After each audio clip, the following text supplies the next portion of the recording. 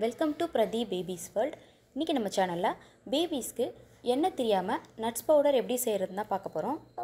8 months கம்ப்ளீட்டான எல்லா பேபிஸ்க்குமே இந்த nuts powder கொடுக்கலாம். இதோட ப்ரிப்பரேஷன் பார்க்குறதுக்கு முன்னாடி நீங்கள் இப்போ தான் ஃபஸ்ட் டைம் நம்ம சேனல் பார்க்குறீங்கன்னா மறக்காமல் சேனலை சப்ஸ்கிரைப் பண்ணிவிட்டு கூட பெல் பட்டனையும் ப்ரெஸ் பண்ணிவிட்டு ஆல் ஆப்ஷன் செலக்ட் பண்ணிவிடுங்க. அப்போ தான் நான் அப்லோட் பண்ணுற லேட்டஸ்ட்டு வீடியோ நோட்டிஃபிகேஷன் உங்களுக்கு உடனே வரும். ஸோ தட் நீங்கள் வீடியோவை மிஸ் பண்ணாமல் பார்க்க முடியும். நட்ஸ் பவுடர் செய்கிறதுக்கு நான் இன்றைக்கி ஒரு 20 பாதாம், 20 முந்திரி, 20 பிஸ்தா, ஒரு 3 ஸ்பூன் பொட்டுக்கடலை எடுத்திருக்கேன். சட்னிக்கு யூஸ் பண்ணோம் இல்லையா, அந்த உடச்ச கடலை தான். பொட்டுக்கடலை சேர்க்கறதுனால நட்ஸ் பவுடர் நமக்கு எண்ணெய் தெரியாமல் கிடைக்கும். இப்போ இது எல்லாத்தையும் நம்ம தனித்தனியாக ட்ரை ரோஸ்ட் பண்ணிக்கலாம். ஸ்டவ் ஆன் பண்ணி பேன் வச்சுட்டு பேன் லைட்டாக ஹீட் ஆனதும் ஃபஸ்ட்டு நான் பொட்டுக்கடலையை சேர்த்து ட்ரை ரோஸ்ட் பண்ணிக்கிறேன். அடுப்பை ஃபுல்லாக சிம்மில் வச்சுட்டு ட்ரை ரோஸ்ட் பண்ணுங்கள். ஒரு 2 minutes மட்டும் ட்ரை ரோஸ்ட் பண்ணாலே போதும். பொட்டுக்கடலை சேர்க்கறதுனால நட்ஸ் பவுடர் நமக்கு எண்ணெய் தெரியாமல் கிடைக்கிறதோட மட்டும் இல்லாமல் பேபிஸ்க்கு நல்லா வெயிட் இன்க்ரீஸ் பண்ணவும் இது ரொம்பவே ஹெல்ப் பண்ணும். ப்ளஸ் ஸ்கின் ப்ராப்ளம் வராமலும் தடுக்கும். பொட்டுக்கடலை லைட்டாக கலர் சேஞ்ச் ஆகிடுச்சு. இது ஒரு பிளேட்க்கு மாற்றிட்டு ஆற வச்சுடுங்க. இப்போ அதே பேனில் முந்திரியை ட்ரை ரோஸ்ட் பண்ணிக்கிறேன்.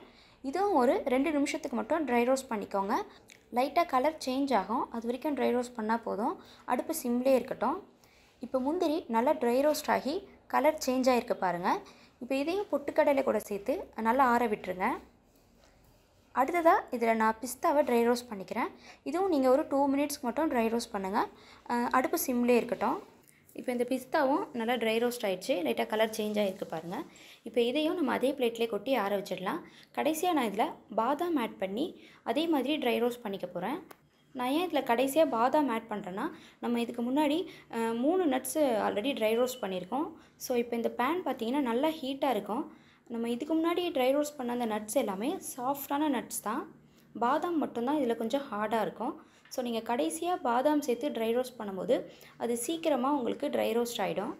ஸோ பொட்டுக்கடலை, முந்திரி, பிஸ்தா இதெல்லாம் சீக்கிரமாகவே ட்ரை ரோஸ்ட் ஆகிடும். பாதாம் மட்டும் கொஞ்சம் எக்ஸ்ட்ரா டைம் எடுக்கும். ஸோ இந்த மாதிரி நீங்கள் கடைசியாக பாதாமை போட்டு ட்ரை ரோஸ்ட் பண்ணும்போது அந்த பேன் ஆல்ரெடி ஹீட் அதிகமாக இருக்கிறதுனால அந்த பாதாம் சீக்கிரமாக உங்களுக்கு ட்ரை ரோஸ்ட் ஆகிடும். இப்போ பாருங்கள், பாதாமும் கொஞ்சம் நல்லா கலர் மாறி இருக்குது. இப்போ இந்த பாதாமையும் நான் அதே பிளேட்டில் கொட்டி இது எல்லாமே நல்லா ரூம் டெம்பரேச்சர் வர வரைக்கும் ஆற விட போகிறேன். நம்ம ட்ரை ரோஸ்ட் பண்ண நட்ஸ் எல்லாமே ஃபுல்லாக ஆறி ரூம் டெம்பரேச்சர் வந்ததுக்கப்புறம் தான் இதை நம்ம மிக்ஸி ஜாரில் போட்டு அரைக்கணும். இப்போ நம்ம ட்ரை ரோஸ்ட் பண்ண நட்ஸ் எல்லாமே நல்லா ஆறி ரூம் டெம்பரேச்சர் வந்திருக்கு. இது எல்லாத்தையுமே நான் ஒரு ட்ரையான மிக்ஸி ஜாரில் போட்டு பல்ஸ் மோடில் அரைச்சிக்க போகிறேன். நீங்கள் இதை அரைக்கும்போது பல்ஸ் மோடில் மட்டும்தான் அரைக்கணும். அதுலேயும் மெயினாக நீங்கள் 1-2 பல்ஸ் விட்டு விட்டு, அதாவது ஒரு 5 செகண்டுக்கு மட்டும் அந்த பல்ஸை வந்து நீங்கள் விட்டு விட்டு அரைங்க. ஒரு 4-5 பல்ஸ் மட்டும் நான் அரைச்சிருக்கேன். இப்போ பாருங்கள், இந்த நட்ஸ் பவுடர் வந்து கொஞ்சம் லைட்டாக அரைப்பட்டிருக்கு. இருந்தாலும் அங்கங்கே கொஞ்சம் கொஞ்சம் தெரியுது. ஸோ 4-5 பல்ஸ் மட்டும் நீங்கள் அரைச்சிட்டு இதை ஓப்பன் பண்ணி இந்த மாதிரி நல்லா சுற்றி விட்டுட்டு அதுக்கப்புறமா நீங்கள் அரைங்க. அப்போ தான் அடியில் வந்து அது தங்காமல் இருக்கும், ப்ளஸ் எண்ணெய் விடாமலும் இருக்கும். இப்போ இதை மறுபடியும் ஒரு 4-5 பல்ஸ் மட்டும் நான் அரைச்சி எடுத்திருக்கேன்.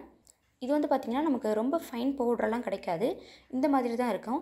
இதுக்கு மேலே நீங்கள் இதை அரைச்சிங்கன்னா என்ன பண்ணணும்னு பார்த்தீங்கன்னா நட்ஸ்லேருந்து அந்த எண்ணெயெல்லாம் வெளியே வர ஆரம்பிச்சிடும்.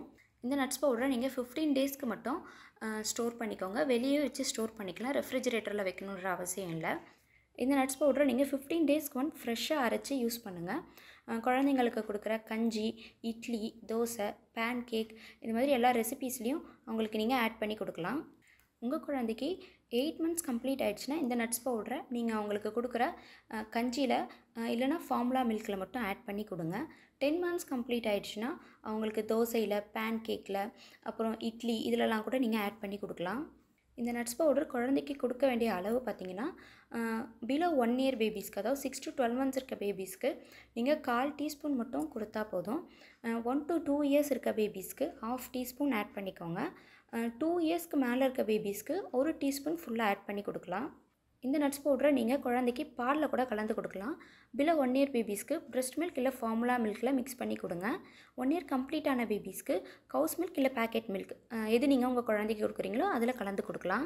அண்ட் மெயினாக உங்கள் குழந்தைக்கு நட்ஸ் அலர்ஜி இல்லைனா மட்டும் இந்த நட்ஸ் பவுடரை நீங்கள் அவங்களுக்கு கொடுங்க. நீங்கள் ஸ்டார்டிங்லேயே அவங்களுக்கு நட்ஸ் பவுடர் இன்ட்ரடியூஸ் பண்ணக்கூடாது. ஒரு நட்ஸாக தனித்தனியாக இன்ட்ரடியூஸ் பண்ணிவிட்டு உங்கள் குழந்தைக்கு அந்த நட்ஸால் அலர்ஜி எதுவும் இல்லைனா மட்டும் நீங்கள் அவங்களுக்கு இந்த மாதிரி நட்ஸ் பவுடர் ரெடி பண்ணி கொடுங்க.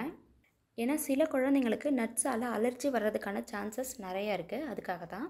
ஸோ நீங்களும் இதே டிப்ஸ் அண்ட் ஸ்டெப்ஸை ஃபாலோ பண்ணி உங்கள் குழந்தைக்கு நட்ஸ் பவுடர் செஞ்சு அவங்களுக்கு கொடுக்குற ரெசிபீஸில் ஆட் பண்ணி கொடுங்க.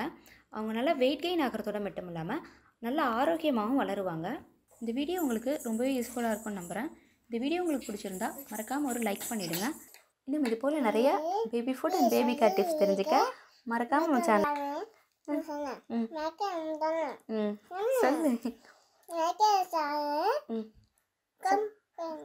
சப்ஸ்கிரைப் பண்ணுங்க. தேங்க்யூ. சப்ஸ்கிரைப் பண்ணுங்க.